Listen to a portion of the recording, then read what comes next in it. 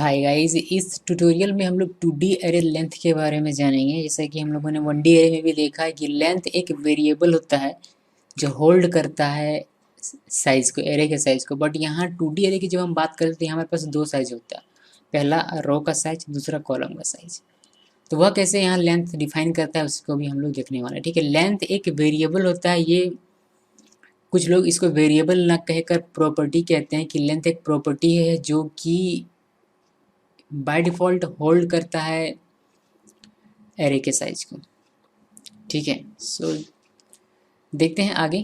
जैसे कि आपने लिखा इंट नाम न्यू इंट 3 4 रो का साइज यहाँ आपने दिया है 3 और कॉलम का साइज आपने दिया है 4, यानी कि 3 रोज क्रिएट होंगे और 4 कॉलम क्रिएट होगा। तो लीजिए 3 रो क्रिएट हो गया और 4 कॉलम हमारा क्रिएट हो गया। ठीक है, ये 3 रो आपको दिखाई दे रहे हैं यहाँ, पहला रो, दूसरा रो और तीसरा रो, और 4 कॉलम, पहला कॉलम, दूसरा कॉलम, तीसरा कॉलम और चौथा कॉलम।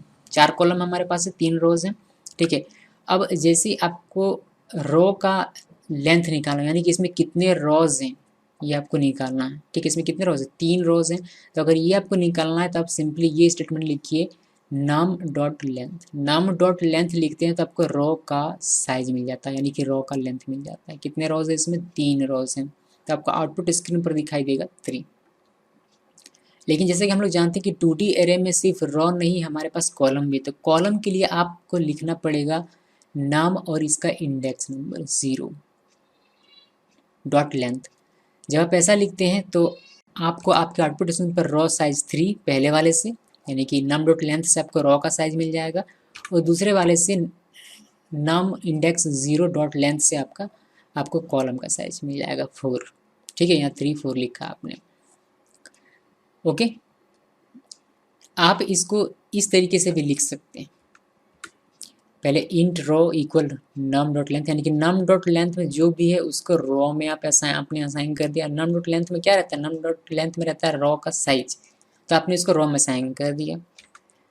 फिर नम इंडेक्स 0 डॉट लेंथ में क्या रहता है, कॉलम का साइज रहता है, तो कॉलम के साइज को आपने, यानी कि इस नाम इंडेक्स 0 डॉट लेंथ में जो भी है उसको असाइन कर दिया आपने कॉलम में, और आप सिंपली रो और कॉलम को प्रिंट कर देते हैं तो आपको रो का साइज और कॉलम का साइज मिल जाता है।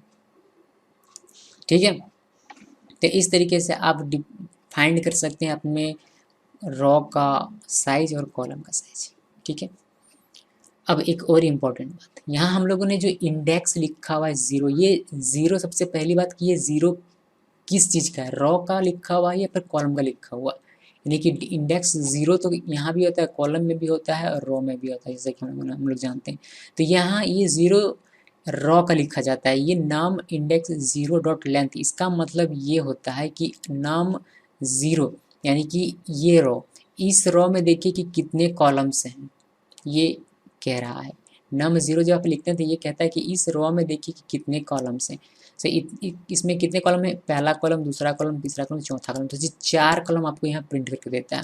अब अगर आप यहाँ नाम 1 लिखते हैं तो इसका मतलब ये होता है कि इसका मतलब ये हुआ कि आप देखिए कि नम 1 यानी कि सेकेंड रो में कितने कॉलम है। तो सेकेंड रो में पहला कॉलम, दूसरा कॉलम, सेकंड, चौथा, इसमें भी 4 कॉलम, यानी कि आप अगर यहाँ 1 भी लिखेंगे तो भी आपको कॉलम का साइज 4 ही मिलेगा। यहाँ पर अगर आप 2 लिखते हैं, यानी कि 0 1 2, इसका इंडेक्स, इस रो का इंडेक्स क्या होगा 2, तो यहाँ अगर आप 2 लिखते हैं तो भी आपको कॉलम का साइज आपको 4 ही मिलेगा। यहाँ ध्यान रखिए, यहाँ हम लोग रो का इंडेक्स लिखते हैं।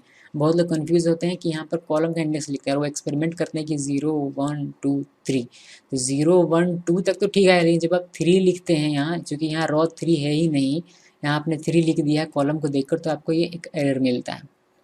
ठीक है, सो इसका मतलब ये होता है कि ये काउंट करता है कि पहले रो में कितना एलिमेंट है, दूसरे रो में कितना एलिमेंट है और तीसरे रो में कितना एलिमेंट है, जब आप यहाँ इंडेक्स नंबर को चेंज करते हैं। ठीक है, सो अल्टीमेटली मेरे कहने का मतलब ये है कि ये इसका कॉलम से रिलेशन यही है कि ये कॉलम के एलिमेंट्स को काउंट कर लेता है।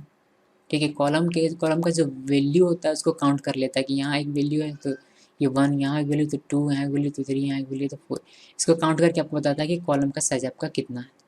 ठीक है, हम लोग एक देखेंगे, एक टाइप ऑफ एरे होता है जिसमें कि हम लोग, जैसे कि अभी तक हम लोग क्या देख रहे थे कि 3 4 हम लोगों ने फिक्स कर दिया 3 4।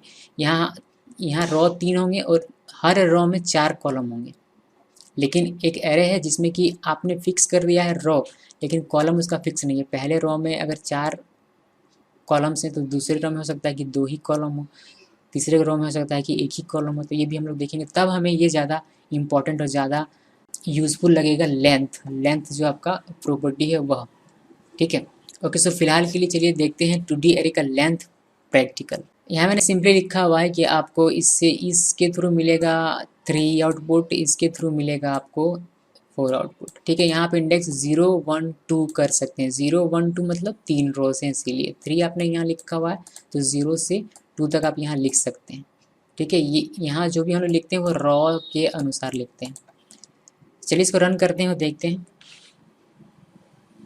मैंने F6 प्रेस किया और यहाँ आप देख पाएंगे एरे का साइज हमारा 3 आ रहा है और कॉलम का साइज हमारा 4 आ रहा है। अगर आप यहाँ 0 लिखते हैं और फिर से इसको अगर रन करते हैं, आप F6 प्रेस करता हूँ मैं, तो भी आपको कॉलम का साइज 4 ही मिलेगा। वाई? बिकॉज ये जो है ये देख रहा है कि फर्स्ट रो में क्या है, फर्स्ट रो में कितने कॉलम्स हैं, यानी कि फर्स्ट रो के में कितने कॉलम है, तो फर्स्ट रो में 4 कॉलम है।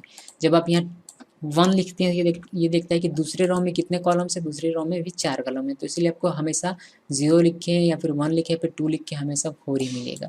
जब हम लोग देखेंगे कि रॉ फिक्स रहता है बस कॉलम, बट कॉलम अगर डिफरेंट डिफरेंट हो, यानी कि किसी रॉ में 4 कॉलम है, किसी रॉ में 2 कॉलम हो, तब देखेंगे कि इसका लेंथ जो है वो अलग अलग आपका आएगा। कॉलम का रो कॉलम का लेंथ हर रो वाइज अलग अलग आपको आउटपुट मिलेगा, उसका साइज।